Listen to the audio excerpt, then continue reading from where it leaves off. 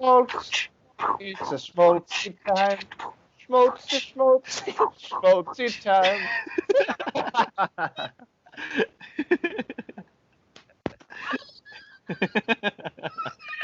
Hello and welcome back to Schmaltz. Good morning. Welcome.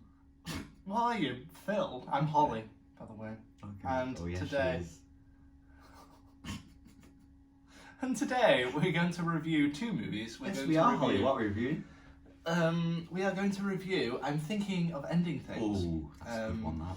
Phil, and we are going to review Horse Girl. Not going to tell you if that's a good one. Let's find out. Also, this is a very special episode of Schmaltz because we are absolutely off our faces. Of course we are. The special medicine from the mugs. Breakfast juice. Breakfast juice.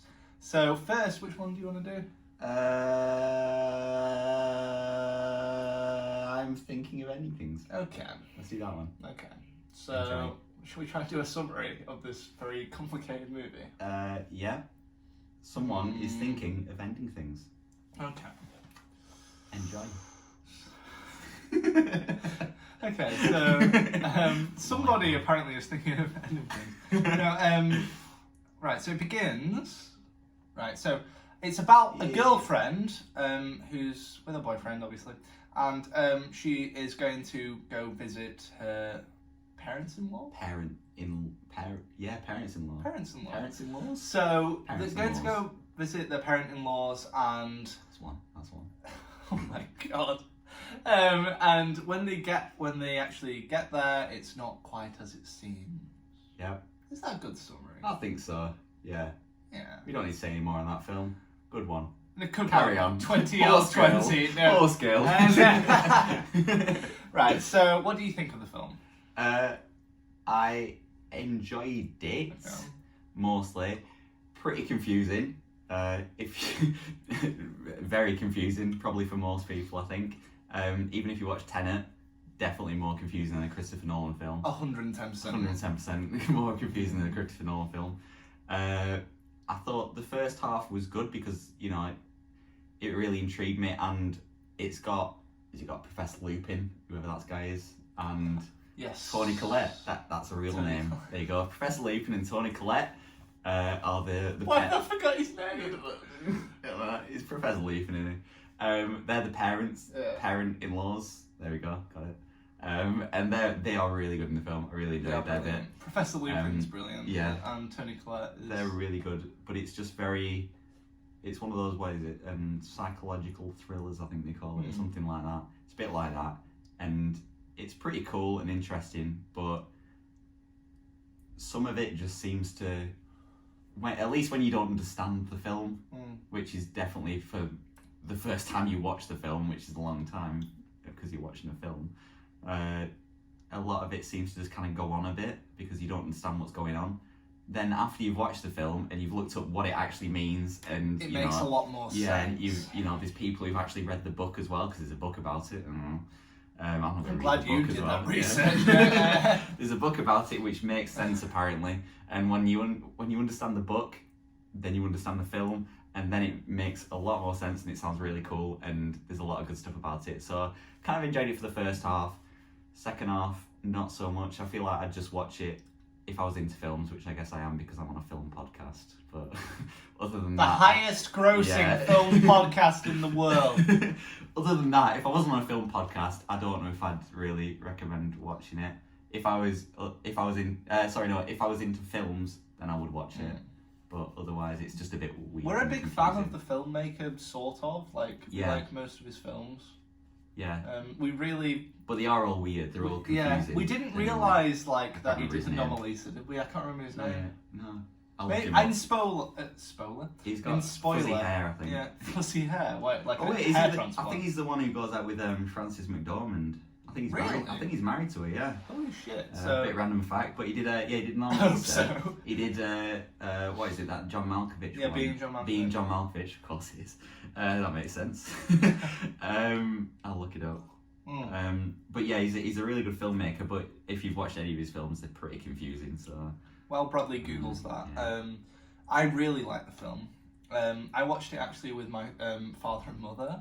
I was home for the weekend, and they didn't like it at all. I think my dad liked it more than my mum, but my mum was like, "Oh, it's one of the weird Connor films again." Yeah, that's exactly what I think. Yeah, and I was like, I really liked it. Like, I really, really liked it. I like films that make you think. So, a film like this, like, I was guessing what it was about. It's a bit pretentious, but I don't know. And I thought the main actress was brilliant. What's her name? Do you ever got that? Yeah, I'll find it. So the director is Charlie Kaufman. Charlie Kaufman, of Kaufman. course. Because it's didn't he do that film with Jim Carrey? Yeah, Eternal Sunshine. Yes. Yeah, he did that as well. So that's another. So he's done a lot of really good films, but some that are quite confusing, or some that very very thinky films, which me. Eternal Sunshine Oh, is a that'd be good. fucking brilliant movie. Yeah. But he's not actually with Francis McDormand. That's someone else. I forgot. But in our minds, we're shipping I them. lied. Yeah. We want them to be together. Yeah, no. According to Wikipedia, anyways, with Denise Monaghan. Denise Monaghan. Don't know Is who that it is. she related to Michelle Monaghan? I don't have a clue, Connor. let me do it in morning pause. Comment down below. Do you ship Charlie Kaufman and Michelle Monaghan? The classic Hollywood Like, couple. what is it? To be fair, Michelle Monaghan looks a lot younger than he does. I don't know. He looks very old. Okay, I'll do more research. Anyway, I enjoyed the film, but it's very confusing. So I would say watch it if you're into films and you're willing to watch something that you might not even Artsy. understand. Yeah, artsy. You might not even understand. It's by an the art end. house film, isn't it? Yeah, definitely. For me, what rating would I give it on our little Schmaltz scale so far? I'd probably give it a 7 or an 8. An 8. Fuck it, an 8. Because it's so weird. That's high, right? That's going to end up being our number 1 for like 20 episodes. I mean, every time I have to scale something, I just remember that I gave Ice Age 2 a 7 out of 10, and I just think, God, how can I rank a good film lower than Ice Age 2? For all our listeners out there, right, I'm gonna create 2 scales, right? We're going to have our Schmaltz scale, and then we're going to have our DreamWorks Blue Sky scale. Wait, shit, so good scale, shit film DreamWorks scale. Blue Sky, we're going to have 1 scale. But what did Blue Sky even do, other than Ice Age? No, they do. They did a film I watched recently, Spies in Disguise with Will Smith and. Oh wow, yeah. Okay, never mind. There's Stuff like so that. many options. No, like on that scale. everything I've watched, I haven't enjoyed. So, So 7 out of 10 for Ice Age 2 is pretty good. so we're gonna have Well, that watch it. separate scale for like shitty animated. Yeah. Have you ever seen the Bean movies, whatever it's called, like Killer Bean? B. I thought you said B movie. B. No, Killer Bean. Killer Give it a Bean. Google. There's a film called Killer Bean. Okay, we're definitely watching that. No, so we're gonna have like animated like shit films on. We'll have like our shit of like the shittest films we can watch on 1 scale. For a shit film scale, and actually Actually, good people film. cared about this film So like scale. on that people cared about this film scale, 8 out of 10 for me. Okay. What's you?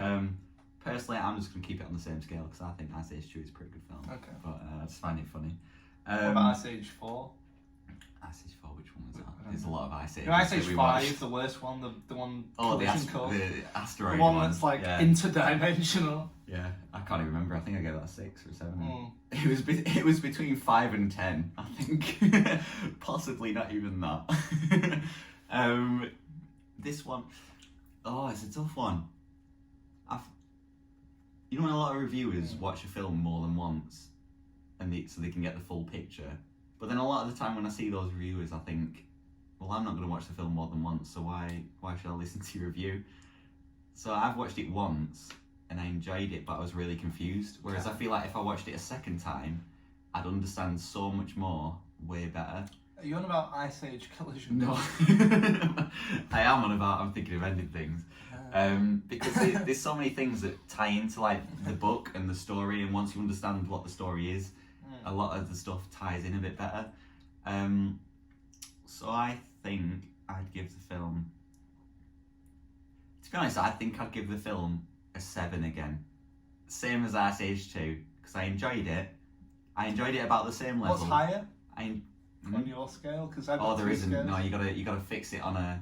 I'm having it on the same scale. You gotta fix it to 1 number, Okay. and I would put it on the same number because I enjoyed them both. I think as much, by the end of each film, I was just as happy. But 7. yeah, I think if I watched it again, there's a possibility it could go to an 8. But I would put it as a 7 now because I did enjoy it, but I was very confused. And once I watched it, once I read into it, We'll get into it in spoilers probably more. yeah. But for me, like, because it was so weird, it's better than like watching your generic Jumanji or something. I don't know. Yeah. But yeah. Anyway, it depends what you're into, I guess. Yeah. Yeah. If you're into artsy stuff, definitely watch it 100%. If you're just into normal casual film stuff, then maybe watch it because it is kind of fun. But also, you know, you got to be in the mood. Exactly. Yeah. So, spoiler time for I'm thinking of ending things. Welcome to spoilers. So, Welcome. oh god, this is gonna be interesting, isn't it? We've had quite a lot of the vods and the oranges. Orange juice, which came with the breakfast juice. As you were, Connor. I'm thinking of ending things. We're in spoilers of Yeah. what you just said because there's a lot of words and I keep forgetting. I'm the thinking order. of ending things. Yeah, we go. So, let's start at the beginning. I'll try to do it as fast as I can, and you're going to interject. Okay, Yeah, I'm go going on, to go as fast as I can. Let's go. So it begins. She's with her boyfriend. She's driving in. Well, he picks her up first. She's driving into. Oh, you haven't found out her name. I never found out Right, her find name. out her name. Because she is a very good actress. So they're driving into to visit his parents. It's evident throughout this drive that they don't really know each other very well. It's kind of like those relationships that are. She is Jessie Buckley, girlfriend equals Jessie Buckley, who I don't actually know for anything. Do you know? And boyfriend equals Jesse Plemons. Jesse Plemons, also known from Game Night, classic film, and Breaking Bad. I think he's in Breaking He's Bad. Todd. Yeah, he's Tony in Breaking Bad. Yeah, I thought he was. And Fargo. Yeah. He's where he met his wife. Isn't his wife Kirsten Dunst? You know, from Spider-Man. No. Yes, click him. He married Kirsten He got with Dunst. Kirsten Dunst. To be fair, if you watch him act, he's a fucking good actor. Yeah, but I mean, do you have children with a good actor? No way. Oh my god. Wow. You see? Nice going, Jesse. Jesse carry on. Plemons. Spoilers. But Spoilers. he has children. No, I don't know if he actually does. I think don't she's know if he does. pregnant. I think she got pregnant, didn't she, recently? I don't know, but yeah. Oh no, fair enough. Well done. Yeah. Nice. So, I mean, I don't mean to offend Jesse if he's watching, because he may well be, because, you know... You just did, that's why I'm like... Yeah. I was like, he's a really good actor, and you're like, he's with Kirsten Dunst! No, he is a good actor, but Yeah. he's, I don't know, he's a good actor. He's Jesse. He's Jesse. He's his individual. He's Todd There we from go. Breaking Yeah. Bad. Carry on, Connor. Anyway, Please. moving into spoilers, they're going to visit his parents, and it's evident they don't really know each other. It's kind of that thing where it's like to be comfortable, they're together, if that makes sense. Yeah, I understand that, because they're kind of making talk, and it's not quite small talk, but it's in the middle where they're just saying random things, and then they'll just be like, yeah, and that's about it. Or they might, push a discussion a bit more, but it is, it's in between small talk and actually being close to someone. So I agree with that. Yeah, and then I really enjoyed this car ride. I thought it was good. It was very natural. This car ride, because obviously this is spoilers, so it's fair Yeah, enough. the This second car ride, not so much, but the first this car ride I did enjoy. This was, because you're starting on a film, it's going to be a bit weird, it's going to be a bit psychological and stuff, and you're thinking... For this car ride, it showed you so much what about could this all what we mean? thought were the characters. Yeah. Because as soon as we get to the house, That's it, it introduces everyone, doesn't it? And when you think back, introducing characters seems that so don't actually weird, doesn't exist. it? Yeah, it seems so weird, but it does, Yeah. So I did like this car ride, yeah. So we arrive at the parents' house, and a lot of things happen. a lot of things. We find out he likes Oklahoma as well, don't we? Oh yeah, Which is so- actually weirdly a really integral part to the movie. Yeah, For some reason, I didn't think that at the time, but that's what I was on about when I was saying. and she doesn't. That's the big point. Isn't Oh, it? okay, I didn't. I think so. I Yeah, remember that. I think he likes Oklahoma, she's like, oh, why do you got Oklahoma? That's Oh, such a weird I thing. thought So she it didn't plays in the understand car. it. I thought that was more Yeah, of it. She didn't yeah, it plays realise. in the car, and she's like, why the hell do you like? It's like me in the car with you. Oh yeah, and 'cause it's kind of old school. You're playing like Disney hits. Disney hits, and I'm like, what the hell? Yeah. Like, let it go. So we arrive at the parents' house, and we see Toni Collette waving at the window. Yeah. Which is amazing. And she just keeps waving. And the girlfriend, obviously being a girlfriend, is just waving back. And then they just keep waving. And the girlfriend's like, hey. And then he's like, let's go for a walk. Let's go to the farm. And she's just like, but your mum's go say waving. hi And to she your waves mum? again. And then she's like, it was pretty funny for I did enjoy that bit. And then it's just a random bit. they go to the stables, to there's the there's like a couple of dead lambs. Oh yes, they see the normal animals. I think so. No, I think there's lambs. Is there any actual animals in there? I think they saw. I don't remember that. I'm pretty sure. I'll take your word for it because we watched it. By the way, we watched this like 2 weeks ago now. Just wait till we get Horse Girl. I haven't seen that for about a month, but yeah. I'm going off my memory for that. But for this one, I'm pretty sure. I watched it a week ago though. Oh, there you go. Yeah, so we switched around. So I watched this one pretty recently. Connor watched this one a bit ago, and then for Horse Girl we switched around. Anyway, I'm pretty sure they went in the barn. I'm pretty sure there was like normal horses and sheep, but then they were talking about farm life and stuff like that. And then there's one like kind of, I don't know what they call it, a corral, stable, a little one section that has like a dark spot in the corner, and that's what she asked about, and that's about the whole thing where he was like, oh, I don't want to talk about it, and then she was like, oh, you've gone on about it now, let's go on about it. And then he's like, oh, there was a pig, we had pigs there, and they got infested with maggots in the stomach, and then it like broke. What the fuck did that have to do with the story though? Is it the mum? Disease. Well, you all know the spoilers anyway, don't we? So spoilers, you don't need to worry. I don't know what it actually has to do with the story, but I know that when we got to the bit at the end with the animated pig, the pig was walking through and it had blood coming down on the floor. So it's like a representation of him? So that animated pig was the pigs that had maggots in the stomach, and then also when they're having food, they're having pig for the meal. In the middle of the table, they're having like a roast pig. Yeah, but then and they're just like, oh, we've just made this. We just killed this pig and just made it. It's all everything on this table's fresh, and then there's just a pig in the middle of the table, and she's just like, is that the one that you were literally saying about having maggots in his stomach? Because that's a bit. But after that, what I'm trying to say is like the mum has a. Because this is quite an it's very deep in like, it, yeah. Like you interpret what you want from it. Yeah. For me, the pig thing was the mum and the disease. Oh no, actually, probably more the dad. Probably both, actually. So the mum slowly, she's losing. Her marbles. No, she's like losing all legs. Yeah. Her physicality, whereas the dad's losing his mind.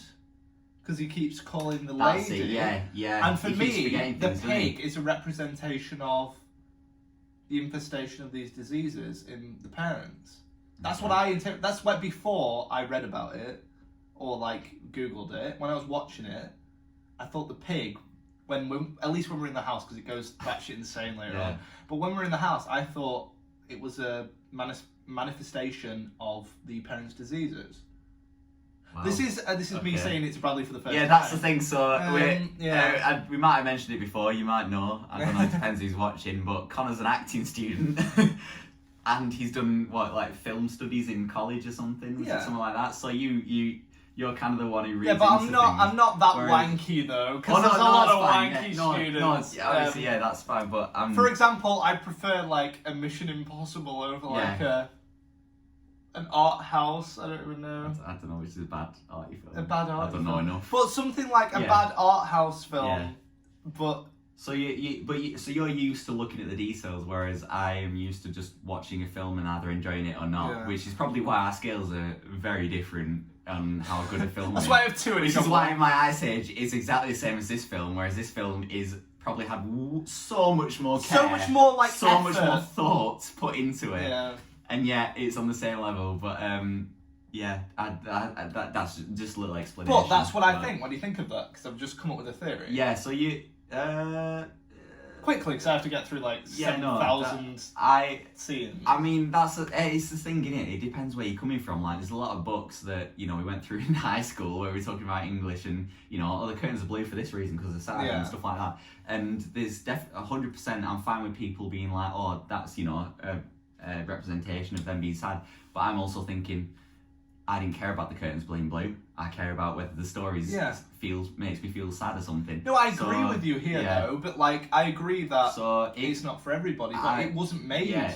Oh no, that's fine. Yes, it's a Netflix movie, not a cinema. For a Netflix movie, just a separate point. For a Netflix movie, it's above I average. think this is really impressive because a lot of Netflix movies that I find, no matter what the genre, they seem to go more for kind of mainstream kind of melodrama. I don't know what that means, but I'll explain. Right, melodrama means like Coronation Street or EastEnders. So like, you're my father, but you also murdered my mother. So it's just drama for the sake of drama. The drama, like inventing drama that is really over the top, unrealistic.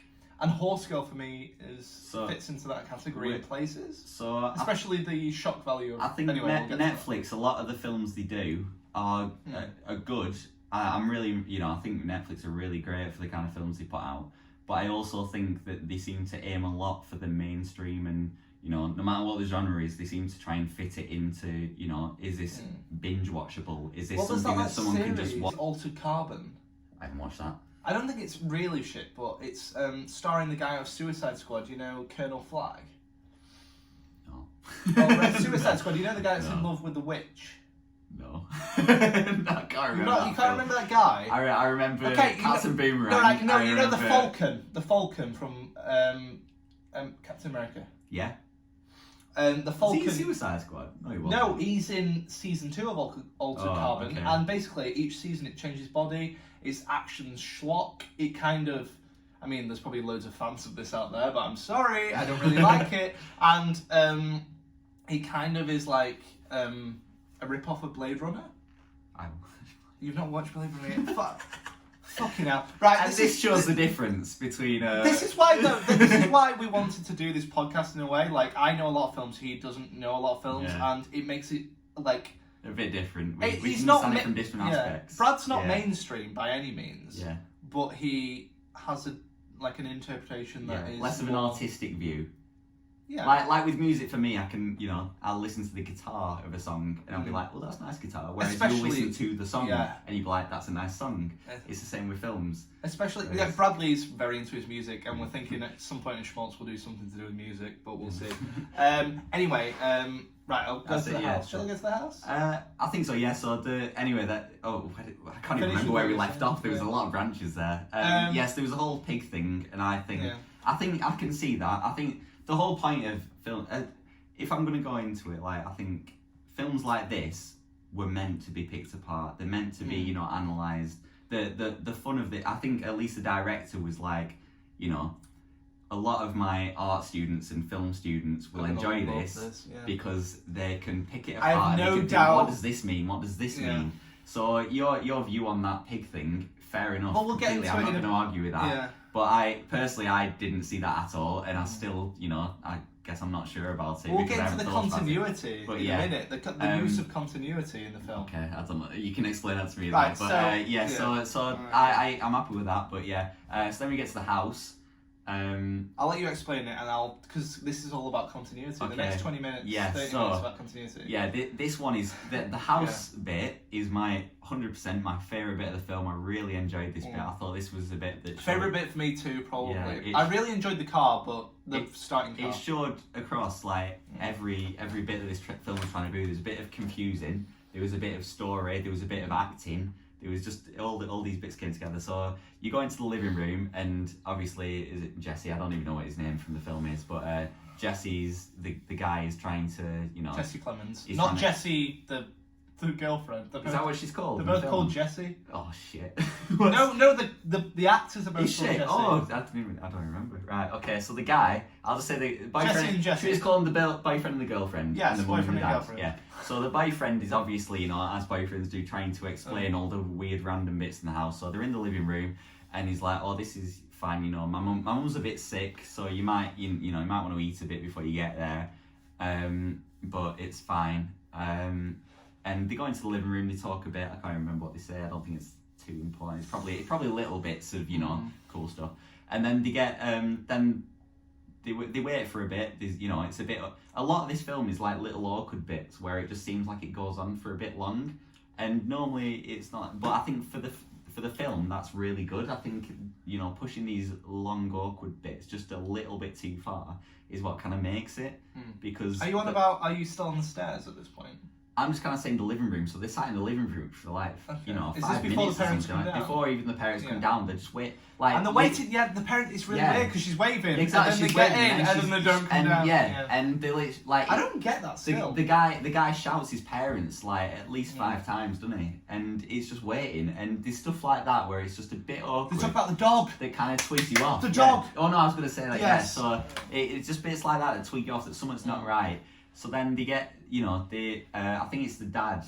Professor Lupin, who shouts down, "Oh, we'll be down in a second," and he's the hurting boy's me like, that we don't know his name, man. So no, what's his name? So they go to the stairs to wait because, you know, they're trying to, at least the girlfriend is trying to, you know, impress him, and the dog comes out. Oh yeah, that's it. So not only so he mentions that he has a dog, and then there's no toy, and then she mentions that there's no toys around or anything. That's really weird, and then the dog comes out, and she's like, "Wow, that was weird. There was no toys about or anything. There's no sign of a dog." And then he's like, "Oh, the house is really clean." Yeah. The dog comes out, and then he shakes himself. But he can't. He doesn't. And then he shakes himself again, and he just keeps shaking. He's like, and it's just like a replayed scene, yeah. And that's you know, exactly the same as they were waiting. It's not wrong, but it's just slightly too long, and it makes you twig again. This isn't right. The beginning of this film, especially even going into the next bit, is brilliant because it's little tiny things. Exactly. Later on, it gets really like this is your throat, and it's like that's it. Yeah. So that's why. So from my perspective, of someone who didn't know the story beforehand, who isn't necessarily. I didn't read the book. By the way, isn't necessarily, you know, quick enough to fit into, you know, put all these pieces together.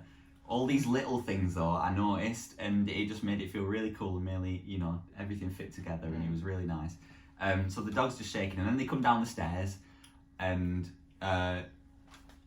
you know, they're chatting for like 30 seconds or something, and then they go for food. And one little thing is that this was the first time I noticed that there was continuity error, because Professor Lupin comes down the stairs, and he has brown hair. He has grey hair when he comes downstairs. Oh, does he? Oh, sorry, no. He has grey hair when he comes downstairs, and then he goes into the kitchen. Room, he's got black and hair. he has, that's it. He has normal, you know, he's middle-aged much hair. younger. Yeah, and that's as soon as it clicked, and I was like, right, this is, you know, the dog was a bit weird, but this. I'm pretty means sure that Toni wrong. Collette must have aged as well, because they seem to age at opposite ways. So when she was young, he was old. And when he was young, she was like in a wheelchair. I can understand that, yeah. So like, actually, that's a good point. So I feel like they must have aged opposite. So I'm pretty sure Toni Collette must have aged also, but younger. Yeah.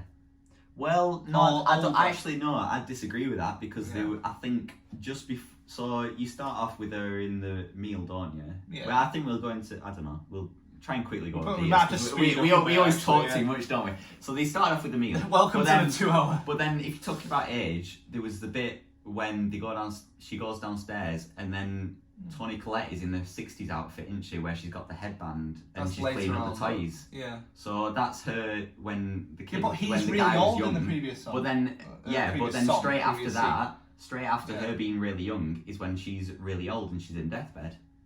So I don't think it's necessarily reversed. It's just mixed up.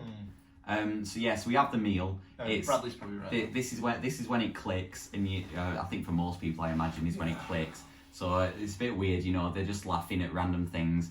The girl likes art. Plaster on his head keeps switching. Oh, that's it as well. Yeah. So in the car, we were talking about how she in the morning she has to get back. Her jumper. Do you notice the jumper? The jumper is like, so there's so many little things. Continuity is used to the.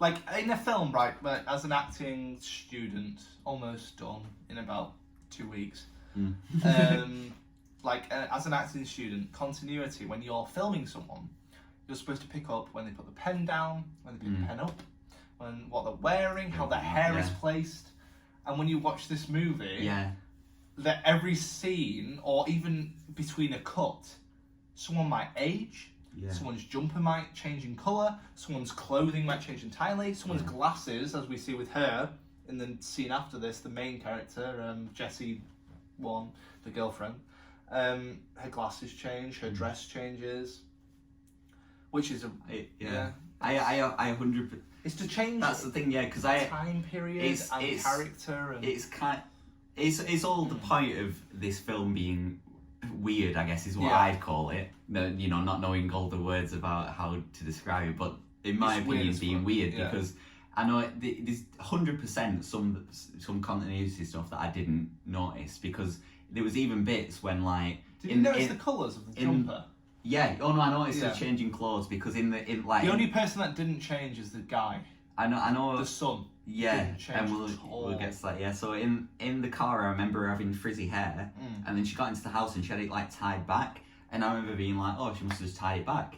And then there was the point when Professor Lupin came downstairs and he had grey hair, and then he had younger hair, so and I was like, actually, maybe that, you know. And it was only later that I realised, oh, actually, I'm gonna blow your mind right now. Alright, go on. Okay, I read something about this film. I don't know if you read the same thing.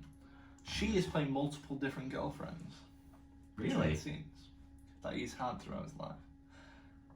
Which makes sense when she picks up the phone, when she has the meal, and when she changes personalities. You know, when she's in the room and she's like really happy with the dad and everything, and then sometimes she's really standoffish with the dad who's staring at her. I thought, because I mean, to be honest, I haven't. She's playing multiple different I girlfriends. haven't seen that much stuff. I literally read one article which kind of made it click to me, and I saw something that was like he hadn't had any girlfriends.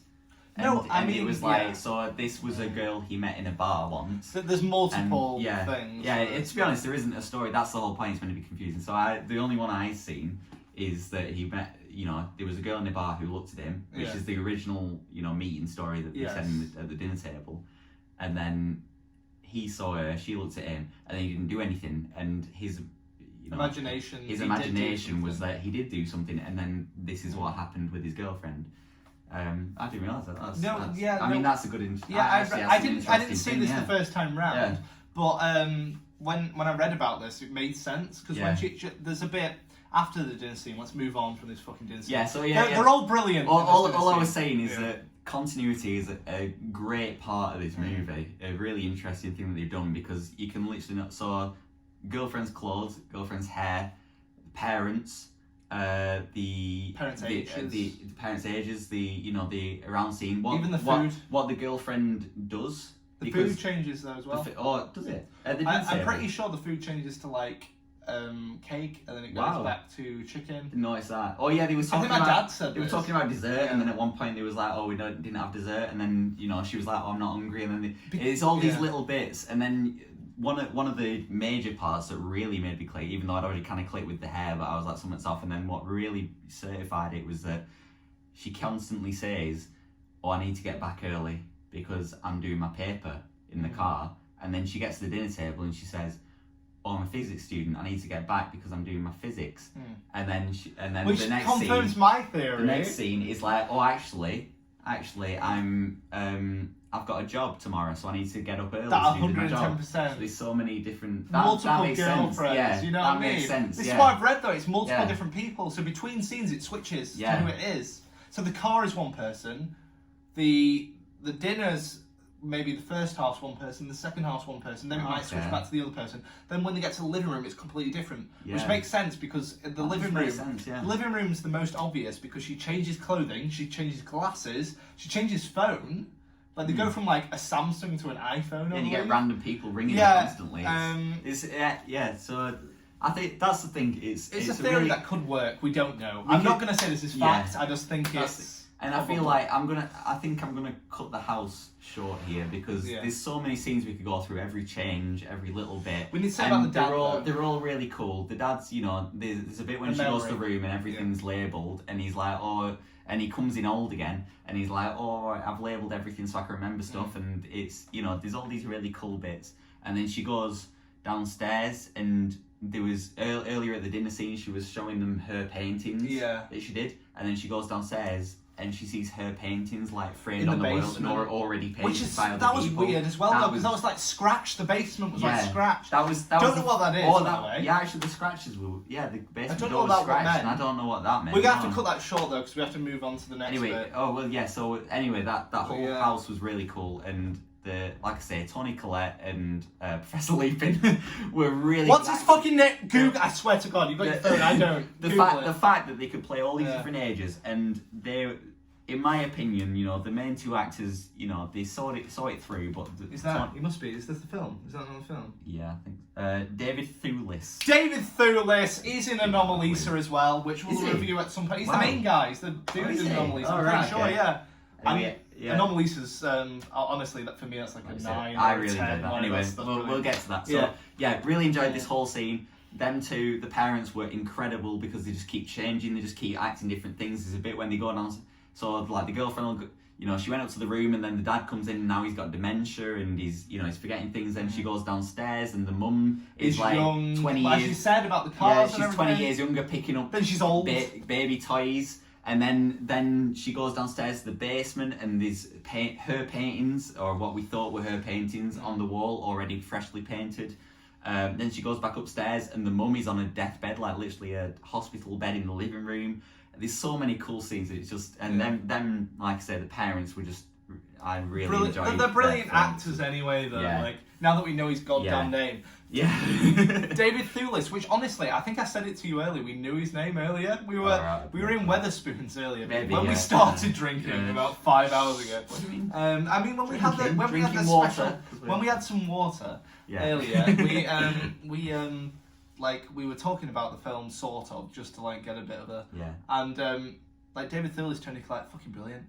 They were really, they were my favourite part of the film. So, but like I think we also said this before, is that as soon as they left the house, because it goes downhill. Both of us.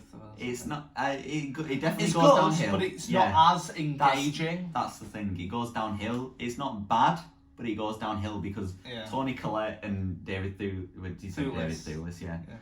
His name already. I wasn't sure if you were Dave. To me, they made this film because they were just incredible. But once they leave the house, it feels like it. So it's all this weird continuity stuff, and then they leave the house, and then it seems like it's trying to connect the story a bit, but get to an ending. It's still really hard to reach the understanding of what it is. We need to say this as well before we go to the car bit. It keeps cutting back to an old man in a school. Yes. Oh, I forgot about that. I completely forgot. Yeah, I've only just remembered. Yeah, it cuts back to the caretaker, which we believe is the older version of the main guy. Yeah. So I don't know if it's a theory, if it was actually said in the book, but it's definitely by the end. It makes sense. Be. It makes sense. Is that the old man is actually the boyfriend, and he's reached the end. He's getting old, and he's thinking, I haven't done anything with my life. Yeah, I haven't done anything with my life. I'm a caretaker. Good man, though. But he's really clever. He's really. But he's a good guy. Yeah, he looked after his parents as opposed to other things. Like when they got sick, as we could see, he was like feeding us, like we're going to leave after. Yeah. And that's why, like, it's really tragic, isn't it? Really, it's a tragedy. He's thinking, that girl I met in the bar, which is how I could have gone away with her. What if I had, she looked at me and I looked at her. What if I had gone over to her and she had met my parents? And as opposed to so what I'm thinking is a theory, mainly because I read it somewhere and it makes sense to me, is that he saw the original meeting story that he looked at her in a bar and she looked at him in a bar, but then he ended up not going with her. Is why he's got old and he's become a caretaker. If he had actually met up with her, what would happen? So the caretaker was thinking, what if I go back and fix everything? What if I did actually have a girlfriend or a wife, and I actually had kind of enjoyed my life, and mainly that's what he's missing from the last, because he's a caretaker. He's clearly clever because he's invented this reality, but the one thing he's missing is someone to love, someone to care for. It is. I mean, come in. To be honest, this film is fucking depressing. In the film, it isn't depressing itself, but thinking about it, there's no way going about it without it being depressing. Like coming out of this though, coming out of this movie, it's not exactly a happy film. But what Bradley's saying is completely right. Like it's, I think it's an ideology of what he wants to have done. What if this would have happened? Which makes even more sense. This is another theory. Are you ready for this? So they're driving back. We're on that part now. Okay. So they're driving. They're away from the house. Still, it's that thing that's slightly off, but it's even weirder now. It's like they don't even know each other at all. It's like getting to that point. And then they arrive. He's like, "Do you want to get ice cream?" That was. So they get to the ice cream. This whole bit was. But she looks like the fucking drawing of the ice cream lady. Does she? I didn't The notice ice cream that. lady has curly ginger hair, right? Look, I swear to God, and this is where he said... The girlfriend looks like this the is ice where cream he said lady. on the way there, he was like, oh, I always went there as a kid and all this. She looks like her.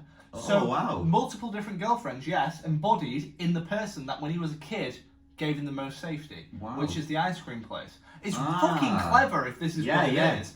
But, If that's it, then that makes sense, because I didn't notice that, but that's really cool. It's a 10 out of 10. Spoilers, yeah. This is really clever. I mean, there's so many interconnecting parts that it just really makes me feel like... It is clever, though, in a way. It is clever. That's the thing, so the only reason I gave it a 7, purely, is because, you know, what I enjoyed at the end of the film. Like I said, I've not watched it twice, but there is a lot of really clever parts to it. And I feel like if you're an art student, you could really get into this. And there's so many. This is one of those ones that, you know, if it wasn't a bit too old and a bit weird, they would do in, like, you know, English class, or I guess film studies or something in college, and they'd show it you, and then there'd be so many parts, so many like chapters that you could pick apart, and you could be like, this 15 is for this, years. this is for this, exactly, yeah. Rather than like of Mice of Men, this is something that there's so many different bits that you can just think this is what clicks together. There's so many different parts. Like, I didn't even notice that. So what I thought about the drive. So the drive away from the house is when you lost it. Yeah, it's a long drive, is what I thought. This is a long drive. And a lot of it was talking it's like about... driving to London from Manchester. So there was one bit that was literally like a review of a film. So this is just an example of what I'm thinking. So there was one bit that was a review of a film, and it went on for about 2 minutes, and it was this really detailed review of a film I haven't seen, and I didn't really care about because I haven't seen it, and it didn't mean much to me. I think I saw it, I can't remember what it was. When I don't know, but when I watched it when I looked into it afterwards, it turned out this was actually a review took from like a newspaper like The Guardian, really, or some like New York Times or something. Oh, I didn't know that. This was an actual review where everyone loved the film except from one person who put it in the New York Times or some big newspaper, and then they had literally took word for word this review of a film, and then the girlfriend had said this review. This film, man. Exactly. Come on, dude. So that's the thing. So when I was watching it for the first time, this meant nothing to me at all, and I was just bored. And they said that for me. Yeah, exactly. Yeah. I'm like, ooh. So and that was 2 minutes, but there was a lot more stuff. But the stuff was like that, where it was like, you know, it's like inside jokes kind of thing, but of films. So when you've looked into it and you watch it again, and you know you understand stuff, it makes so much more sense and it feels really clever. But when you, at least for the first time you watch it, if not, you know, if you're just a normal watcher and you just watch it a couple of times, you still won't understand that stuff, and that's what only gave it a 7 for me. But there's stuff like that is really clever, and if it is the ice cream thing, man. Yeah, but that's the thing. If you don't understand it, It does draw out quite a bit. If you don't understand it, which newspaper. I say it was something like that, or New York Times. It was probably an American one. No, it's an American film. The Guardian or yeah. the Daily Mail, the Sun. No, God, it wouldn't be the Sun. You're probably not the Sun, no. The Sun would be like a load of propaganda. But we're gonna get like killed now. We just like diss the Sun. But that was it. So it's pretty cool if you know what it's going on about. But if you're just a normal film watcher, bit weird. Don't make much sense, and that kind of goes on for about half an hour in total. The drive away. And then they get to the ice cream so place. It didn't make me that. It didn't, you know, fill me that much joy, I guess, or anything really. I was just kind of like, for me, it was also the most boring part. Yeah. But it makes it more interesting that you said it's a ripped film review. That's it, exactly. More interesting. That is literally. If I'd have known that would have been like. I don't know how you would know that on first view. For me, that is literally the description of the film. A lot of it seemed boring, but it wasn't. But if you understand it and you know what's going on and you've read into it, it is actually incredibly cool. So it's kind of that tie, which is why I kind of gave it like a middle good, because I'm not too sure. Good. Yeah, the 7 is a middle good, isn't it? I'm not too sure where it actually goes. A middle good out of 10. Yeah. So I don't know. There's a lot of that. Then we get to the ice cream place. Did you want to say something about that? Oh, there was just the two girls that he obviously fancied at some point. Yeah, And, maybe, yeah. And then there was the girl with eczema, was it? Something like that? There was a rash. Just a girl who didn't look No, as she had a good. rash. She had a rash. Because She had a rash. Did she? Oh, she had ran a around, rash. didn't she? Yeah, actually, yeah. That's what I'm saying, is it eczema? I had eczema when I was a kid, and that looked like Yeah. eczema. I feel like they mentioned that before, but I can't remember where it was. Maybe it was I think it was something worse. I That's swear why I you went, is mentioned it that before. eczema? Because I think it was something worse than eczema. Yeah. Like something that you can't get rid of. Yeah. Like, what is it, dermatitis? I don't know. Yeah, anyway, so she's Yeah, got but this that's about rash, it, and I yeah. think that is a girl that he probably connected with and has. Maybe, yeah. Because the Another girlfriend girl. got along with her, and Yeah. she did seem nice, didn't she? It was like I'm sure you could. It's another thing, you know. It didn't make sense to me at the time. I'm sure you could read into it, and there'll be some explanation about it because he saw these two blonde girls who, you know, are quite attractive, and they didn't really do anything. They just kind of laughed and smoked at the guy, and then the girlfriend went up and got ice cream, and this, you know, girl who's quote not attractive or as attractive came out with black hair, and she served the ice cream. And the girlfriend and this ice cream, you know, this less attractive ice cream girl got on really well, and she was really nice.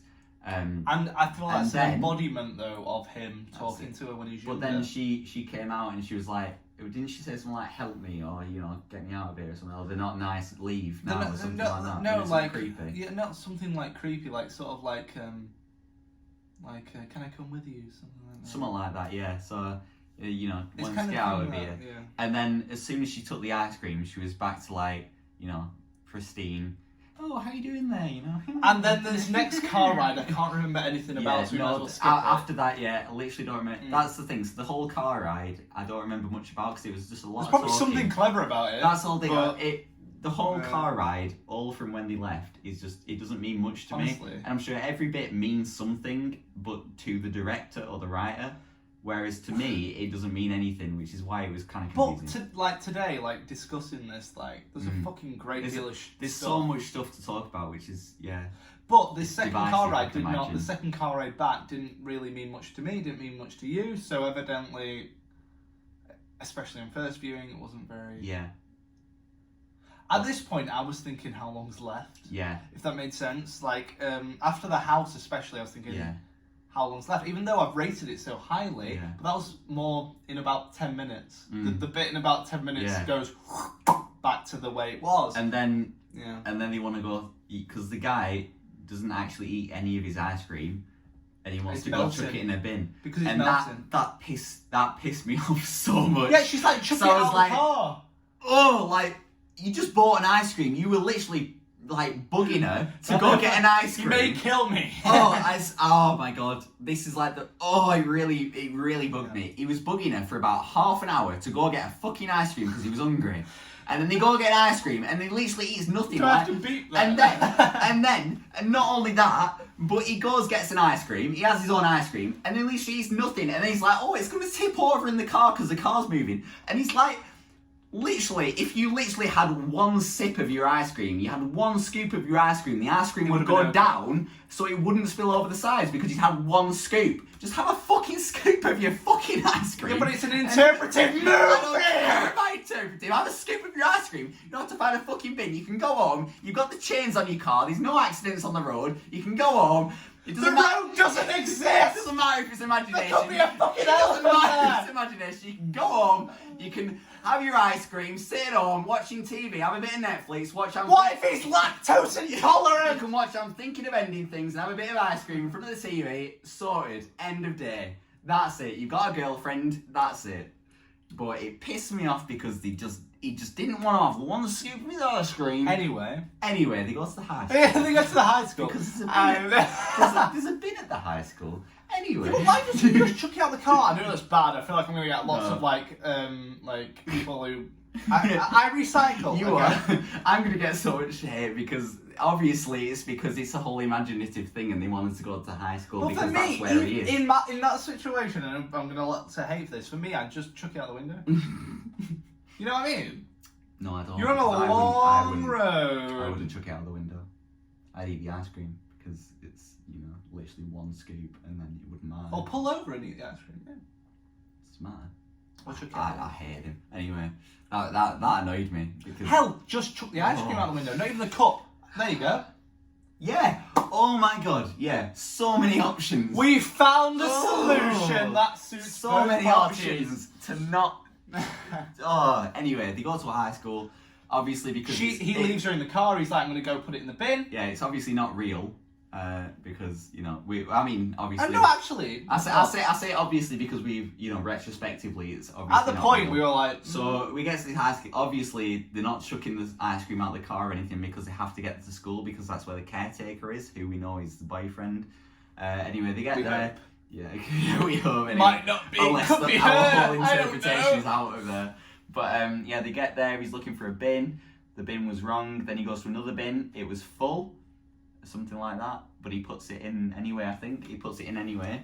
And then, but he Why doesn't, does he go doesn't come inside? back. No, he doesn't. Oh yeah, because he has like a weird vision, and then he sees the caretaker looking out a window at her, and he's like, "Oh my god, you're looking at my girlfriend. That's wrong." And he's like, "I'm gonna go mess him up." Yeah. So he Why would goes. you beat up an elderly man? It's a bit weird, but I mean, let's be honest. All of this film is a bit weird. So. Anyway, she's in the car for a while. Yeah, so freaking out. he's left the high school. She's like, "Where's he gone? I'm gonna go into the school." So she heads into school. Hides from the caretaker. There's a bin at the side, which is Has full multiple of ice cream creams. cups, and then just his full cup at the top. So she's like, "That's weird." This has happened which a is million another clip times. thing. Yeah. So they go in. She goes in. She meets the caretaker, and he's kind of like, it's a bit weird. He's kind of sad, but talking to her at the same time. He's sad, but he's a nice fella. Yeah, no, he's nice. He's definitely nice, but he's also kind of sad. And like, you'd think, if you hadn't have clicked at that moment when he saw him looking out the window. So he's creepy. He's a bit of a pedo, and he's looking out the window at her, and so you think he's going to be a bit weird, and then she goes in, and he's really nice. He's just cleaning the floor, and they talk for a bit, and she's like, "Oh, I've lost my boyfriend," and he's like, "Oh, I haven't actually seen him, but maybe he's that way." Maybe he's in like the that. gym, I think. Oh, did he? They I go to didn't the gym because remember then that. the next bit. Oh yeah, that's it. So she's hiding around the corner because She's scared of him. It's for all a some bit reason. weird. Yeah, she's a bit scared of him. So she's standing around the corner, and then he finds her, and then he's like, "What? Are you alright?" Okay. And anyway, yeah. So she heads towards the gym to find him, and then it just switches to a dance. No, scene. she goes down there, and then two people step in front. Both she finds her boyfriend, but then a man steps in front of the boyfriend, and then Sorry, carry on. a man steps in front of the boyfriend, Yeah. and then a girl steps in front of her, and then That's that is it. them Yes, now. yes. And then they start a dance. that I'm not much of an art critic, but I thought that was really cool because it was like them two were stood like apart. Well, according to you, obviously Jesse Plemons couldn't You dance. know, exactly. Oh yeah, I don't know, but I mean, they didn't have him dance. I'm not saying any more than that. They did not have him dance. I will not go Anyway, further.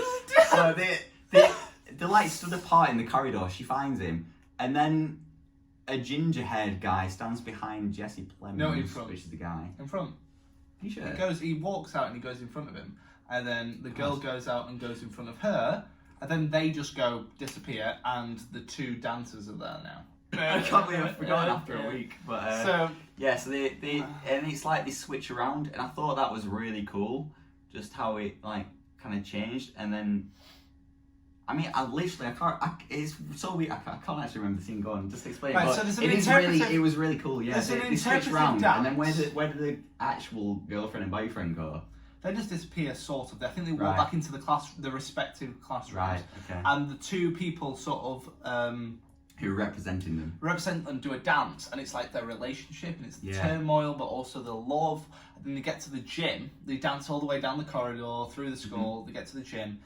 And then the caretaker turns up and he stabs the guy. Yes. Which for me, I didn't understand that. this is at the time, I believed, I don't know if this is right, because I didn't read this anywhere, I but don't this is think my anything's interpretation. right. Yes, that's it. It's an art project. The old guy stabs the young guy, and that is him killing his younger self, if that makes sense. Why? Him having dreams, aspirations, wanting to be a painter, all that shit that they talked about in the first half, okay? But the whole thing was imagination. Why wouldn't the old guy wanted to have a girlfriend and to do more things with his life. Yeah, but Why at would this he kill point, that? that's the confusing part for me. That is killing his youth, and he takes her away from him, and like we don't know what the outcome of that was, but it was obviously not a very good outcome, and he dies. And then it cuts to the old guy, and isn't he like finishing work? He goes outside, he strips down. Yes, he gets into a car. Yeah. He gets into his car, I think. And he takes And all his then clothes off. He's like really hot for some reason. That's hypothermia. That is actually hypothermia. Hypothermia okay. is when you take all your clothes off and you sort of die in like the snow. Yeah, it's so like he gets weirdly hypothermia. hot in his car. I don't know why he's suddenly got hypothermia. He takes all his but- clothes off, Yeah. and then he gets out of his car, and there's an animated pig. And this pig. This is where it really started going This wild. was the bit when I was like, I'm so glad I'm watching this on a phone. Like the second half of this film, I was watching. I watched it on a TV. Soft. Not pretty. But I watched the first half on a TV. Calm down. But the second half I was watching on a phone, and then the pig came out, and I was like, I'm so glad I'm not watching this on a full screen TV in my house with my family, because if anyone walked in, like, it would be so naked weird. old man and a naked old man CGI behind pig. him. But to be fair, the pig was placed so well. He was placed You know so what the well pig because looked you like? never saw anything. You never saw anything. So. I don't know if they meant to do this, probably not. And this is just me from when we used to do English, and you probably know this. Remember Animal Farm? Yeah. Did you watch the animated Animal Farm? We did, didn't we, in class? don't But know. I can't remember if you were in I class don't at that remember time. it, no. We watched Animal Farm, and the animated Animal Farm is a very similar pig animation to the one that is put in the film. Does that mean anything? Yes, because in Animal Farm it's about like a destruction of society and what it's like, and animals turning against each other and destroying themselves because of what they're like. Alright. And this pig was very much like the pig from Animal Farm. Now, that, honestly, don't hate me, that is my thing that I thought of when I was watching. I was like, that looks like what we watched in English 8 years ago. I feel like that's literally what I've been saying the whole. It's That an was my interpretation. favourite part of it, is that For me, you it can was- just yeah. come up with things, and you Then it know, cuts does to that click? Oklahoma. And if it clicks for you, then like, wow, that makes so much sense, and it's just. I It is agree really with you, cool, yeah. and for me, it just triggered a memory of when we were in high school, both of us together. We've been friends Aw. that long. Oh, that was so bad. Like when we were in high school, we watched Animal Farm, and that's what I remembered it. It looks like that. It was like an old, like Disney movie animation. It was weird, but like 3D at the same time. Anyway, we cut to. See, yeah, I'm gonna be honest. Yeah. When I was watching that scene, and there was a naked man with his full dad bod, should we say granddad bod, walking behind a pig. Thank God the pig was blocking his you-know-what. Yeah, but I was not thinking, maybe this is from Animal Farm. I was more thinking, thank God this is blocking his you-know-what. Meanwhile... Because he was just walking down a corridor, full, you know, naked to the world, like, showing off everything. Meanwhile, to me... Meanwhile... I've seen many of my uncles naked, and there's been many a pig in front of them. It's alright, Connor. It's alright. You can get through this. Anyway, cry. it's Don't cry. a 9 out of 10. No, yeah, but I mean, that might be right. We cut to the younger version of the main character, we would say, but Yeah, not the really. boyfriend. The boyfriend. It's not really the main character, is it? Well, it's the boyfriend, but he's got old makeup on. But it's like old makeup. Like makeup it's for like a play. Obvious old makeup. It's for a play. It's like what you would Is it? have. I mean, It's what you would, like, at least in a low budget play, like something that I would do. yes, it's like rather than wrinkles where you'd see in, I don't know. Because you wouldn't have actual, outside of Hollywood, you wouldn't have prosthetics. Like you got an Irishman, and they've obviously, you know, it's old, but it's really clever. It costs about 30 million. Whereas in this, rather than, you know, CGI wrinkles, they've literally got black paint you know why, and stuff like that. It's like the old like he was saying he did Oklahoma when he was in high school or whatever it was. Right. It was because when you're in high school, what makeup would it look like, Bradley? I haven't watched Oklahoma. No, if you're in high school. Well, I was in drama class. Actually, you weren't. I don't know You anything did about like Oklahoma, geography. yeah. No, when we were in high school, Bradley did food tech, and I did drama. So when I did drama, the type of makeup that would be put on you as a high school student, so I'm talking Mrs. Belshaw, for example, would be that. Right, it would be okay. that bad. Well, not Right. bad, but like its effort is put in, but it's not prosthetic. Yeah, from but Hollywood. obviously, yes, it's nothing. So it's kind of like when you out the mentioned world, earlier yeah. about his, like when he was in Oklahoma when he was younger and yeah. shit. That's what it that was makes like. sense, yeah. But everybody's got that. So when it cuts to the audience, his girlfriend has that. Yeah. All his family, his parents Yeah. have that. Oh, yeah. Wait, actually, I mean, you know, I don't know if you've actually clicked on this, but it only showed his dad in the audience. It didn't show his mum. Really? I didn't Yeah. click on that. I didn't. Is she I dead? don't know. I don't know what that meant.